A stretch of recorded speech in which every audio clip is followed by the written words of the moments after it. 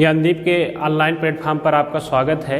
देखिए, हम आज फीटर 2 के लिए फीटर थ्योरी एक चैप्टर है, उसमें फास्टनर बंधक के नाम से उसे ही पढ़ाया जाएगा और आपको रेगुलर कंटेंट आपको प्राप्त होता रहेगा। इसमें देखिए, आज का कंटेंट जो है बंधक फास्टनर। अब हम बात करते हैं कि आखिर फास्टनर क्या होता है। तो फास्टनर क्या है?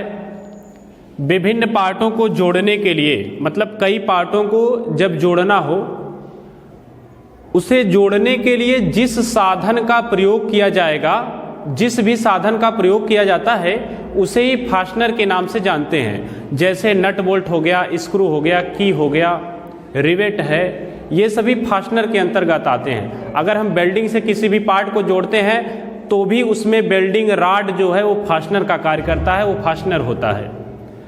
अब देखिए, परिभाषा के रूप में देखते हैं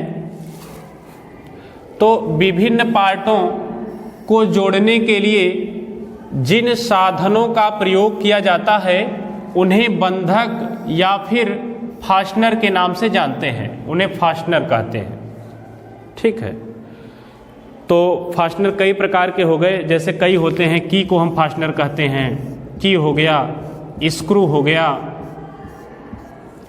स्क्रू के अलावा रिवेट हो गया, नट बोल्ट हो गया,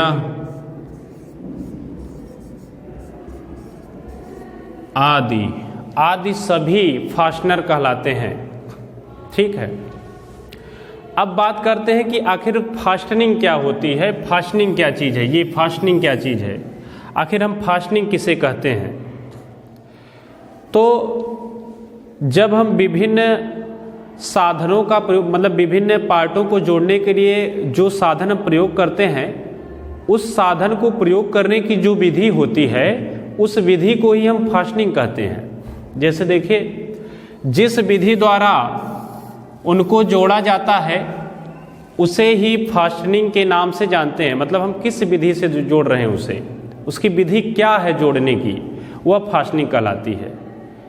तो विभिन्न पार्टों को फास्टनर द्वारा विभिन्न विधियों द्वारा जोड़ा जाता है। तो जिन विधियों द्वारा जोड़ा जाता है उन्हीं विधियों को हम फास्टनिंग के नाम से जानते हैं। मतलब जोड़ने की जो क्रिया है उसे ही हम फास्टनिंग कहते हैं। ठीक है, अब कई प्रकार की फास्टनिंग होती है। टाइप्स ऑफ फास्टनिंग, फास्टनिंग के प्रकार।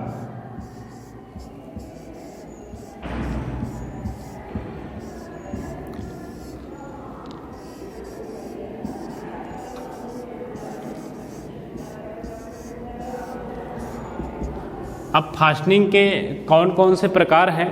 तो मुख्यतः इसके 3 ही प्रकार होते हैं। मुख्य रूप से 3 प्रकार होते हैं और यही 3 प्रकार ही हो भी सकते हैं किन्हीं पार्ट को जोड़ने के लिए। आप किसी भी पार्ट को जोड़ेंगे तो या फिर वो टेम्पररी जॉइंट होगा, जॉइंट की तरह से, जैसे जॉइंट में बताया गया था, temporary joint, semi permanent joint, permanent joint, ठीक उसी प्रकार से ये भी है, फास्टनिंग इसे कहते हैं।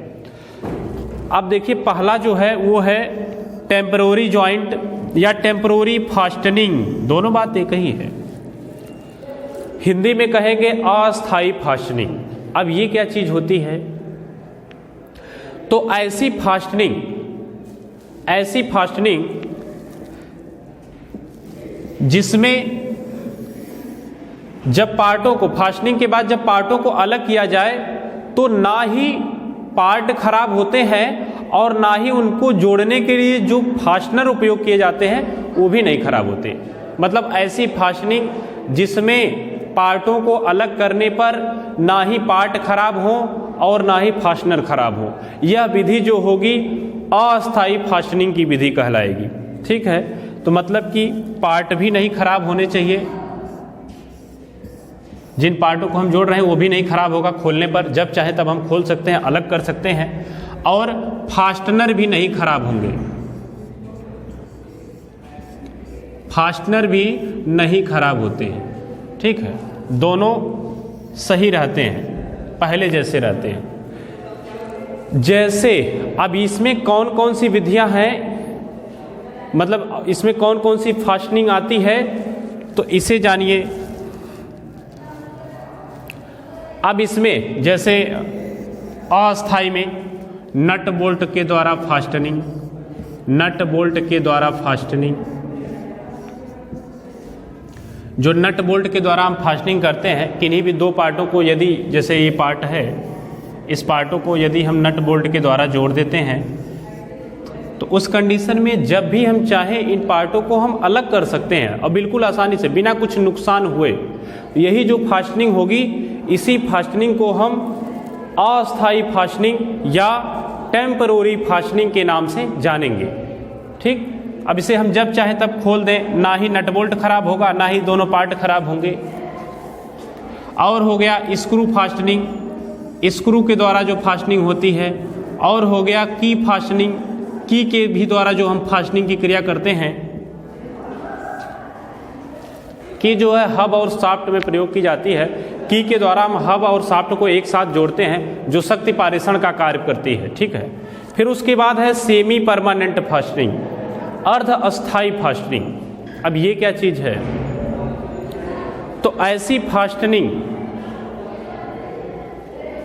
जिसमें पार्टों को अलग करने पर पार्ट तो नहीं खराब होते लेकिन फास्टनर खराब हो जाते हैं, फिर वो दोबारा काम लायक नहीं रहते, खराब हो जाते हैं। ये होगा अर्ध अस्थाई फास्टनिंग सेमी परमानेंट फास्टनिंग में। जैसे अब यही दो पार्ट है, यदि इसे रिवेट के द्वारा जोड़ दिया जाए,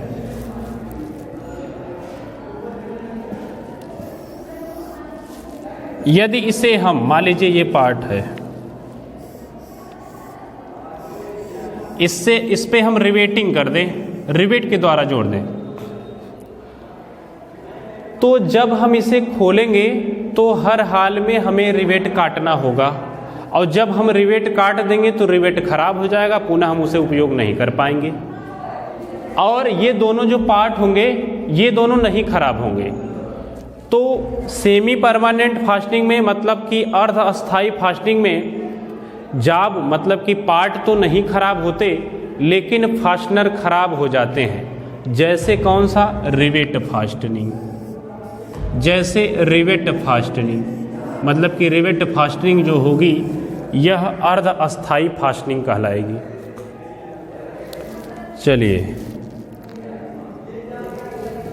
उसके बाद परमानेंट फास्टनिंग, अस्थाई फास्टनिंग। इसमें क्या होता है, जब हम जॉइंट को जोड़ते हैं तो अस्थाई रूप से जोड़ देते हैं। अब परमानेंट फास्टनिंग में, अस्थाई फास्टनिंग में जब पार्टों को अलग किया जाएगा, जोड़े गए पार्टों को अलग किया जाएगा तो उस कंडीशन में पार्ट भी खराब हो जाएंगे और फास्टनर भी खराब हो जाएंगे। उसे ही हम कहते हैं परमानेंट फास्टनिंग मतलब कि अस्थाई फास्टनिंग। जैसे वेल्डिंग, यदि इन पार्टों पर ऐसे हम वेल्डिंग कर दें और जब हम वेल्डिंग मतलब इनको हम यदि अलग करना चाहें तब हमको वेल्डिंग काटना होगा, वेल्डिंग तोड़ना होगा।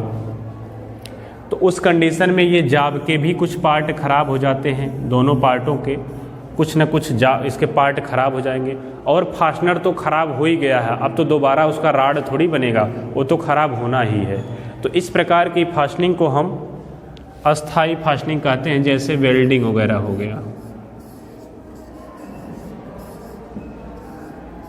जैसे वेल्डिंग हो गया। ठीक है, फिर अब देखिए, अब बात करते हैं फास्टनर के प्रकार। कई फास्टनर के भी प्रकार हैं। अब कितने प्रकार के फास्टनर पाए जाते हैं? तो फास्टनर के प्रकार जो होंगे वो कई हो सकते हैं। की हो गया, स्क्रू हो गया, नट बोल्ट हो गया। ठीक है, वाशर वगैरह भी हमको फास्टनर के ही अंतर्गत पढ़ना होता है। तो हम सबसे पहले बात करते हैं की क्या चीज़ है और टाइप्स ऑफ की, शंक की, सैडल की। मुख्य रूप से दो ही प्रकार की होती है, शंक की और सैडल की। इसके विषय में हम अगले वीडियो में बात करेंगे।